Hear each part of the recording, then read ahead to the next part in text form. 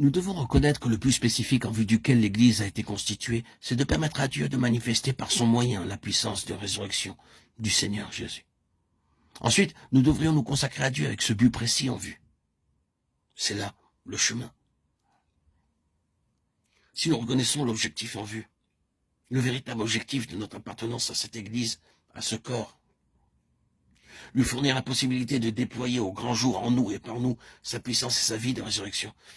Alors, reconnaissant que c'est bien là le but et pas autre chose, nous avons à nous entendre avec lui sans réticence pour qu'il soit bien clair entre nous et lui que nous lui sommes consacrés. Là finit notre responsabilité. C'est de tout notre cœur que nous avons pris cette attitude. Dès lors, il commencera lui à travailler.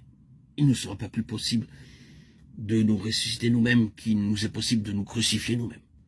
Mais nous ne devons pas perdre de vue que toutes ces voies à notre égard ont cet objectif-là, manifester la puissance de sa résurrection. À cet effet, il devra souvent nous conduire par des chemins obscurs, mystérieux, inexplicables. Nous trouverons un beau jour dans une situation si extraordinaire que nos vrais intérêts nous apparaîtront comme irrémédiablement compromis. Nos circonstances seront telles qu'aucune ressource humaine n'y pourra plus rien changer. Et les choses iront si loin qu'il ne se trouvera aucune puissance dans le monde entier qui pourra faire quoi que ce soit pour sauver la situation.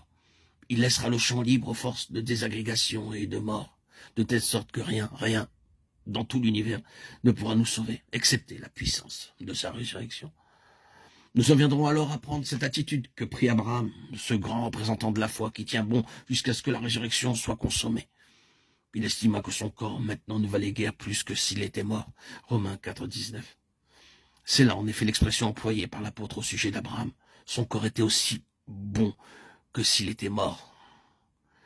C'est la même expérience à laquelle Paul lui-même fera allusion plus tard, quand il dira en parlant de sa vie, « Nous en avions fait à part nous le sacrifice pour apprendre à ne pas nous confier en nous-mêmes, mais en Dieu qui ressuscite les morts. » 2 Corinthiens 1, 9. Quelle merveille que les hommes puissent accomplir dans la création de Dieu. Ils s'arrêtent impuissants quand la mort fait son œuvre. Ils ne peuvent plus rien faire alors. La résurrection est un acte de Dieu et de Dieu seul.